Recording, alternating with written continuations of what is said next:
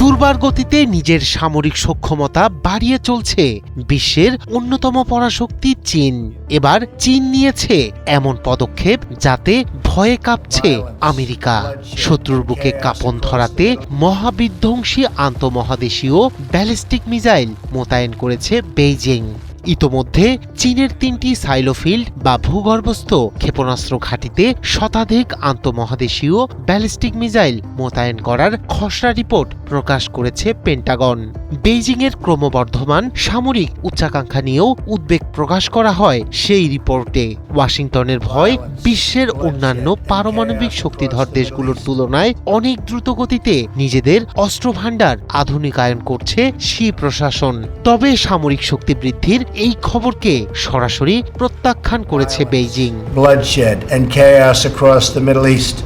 সম্প্রতি Taiwan, Japan ও দক্ষিণ কোরিয়ার সাথে দ্বন্দ্বের পর নড়েচড়ে বসেছে চীন। এ লক্ষ্যে নিজেদের সামরিক শক্তিকে আরও সমৃদ্ধ করার পথে হাঁটছে চীন। পাশাপাশি বিশ্বের অন্যান্য পারমাণবিক শক্তিধর দেশগুলোর তুলনায় অনেক দ্রুত গতিতে অস্ত্রভাণ্ডার আধুনিকায়ন করছে দেশটি। স্থানীয় সময় রোববার এমন তথ্য দিয়ে খবর প্রকাশ করেছে বার্তা সংস্থা রয়টার্স। প্রতিবেদনে বলা হয়েছে, পেন্টাগনের এই রিপোর্টে বেইজিংয়ের ক্রমবর্ধমান সামরিক উচ্চাকাঙ্ক্ষা নিয়ে উদ্বেগ প্রকাশ করা হয়েছে।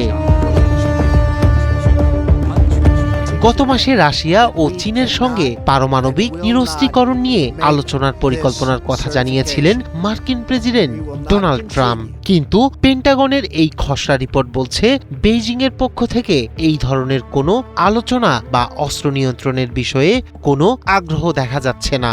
বিশেষ করে মঙ্গোলিয়া সীমান্তের কাছে অবস্থিত সাইলো সাইটগুলোতে অত্যাধুনিক DF-31 মিসাইল মোতায়েনের তথ্যটি এখন পশ্চিমা গোয়েন্দাদের মূল উদ্বেগের কারণ হয়ে দাঁড়িয়েছে।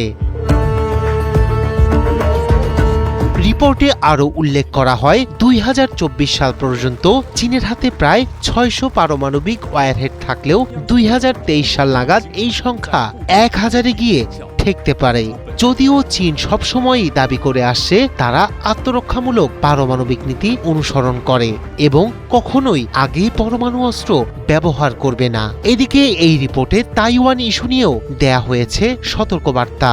পেন্টাগনের দাবি, চীন 2027 সালের মধ্যে তাইওয়ানে সামরিক অভিযান চালিয়ে জয়ের লক্ষ্যমাত্রা নির্ধারণ করেছে এবং প্রয়োজনে শক্তি প্রয়োগ করে দ্বীপটিকে নিজেদের নিয়ন্ত্রণে নেয়ার প্রস্তুতি নিচ্ছে। বর্তমানে এই খসড়া রিপোর্টটি নিয়ে ওয়াশিংটন এবং বেইজিংয়ের মধ্যে সৃষ্টি হয়েছে নতুন উত্তেজনা। তবে এই সামরিক শক্তি বৃদ্ধির খবরকে সরাসরি প্রত্যাখ্যান করেছে বেইজিং।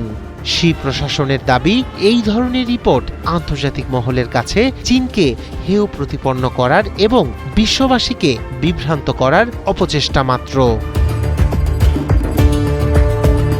রায়হান কবির শুভ্র, ৭১।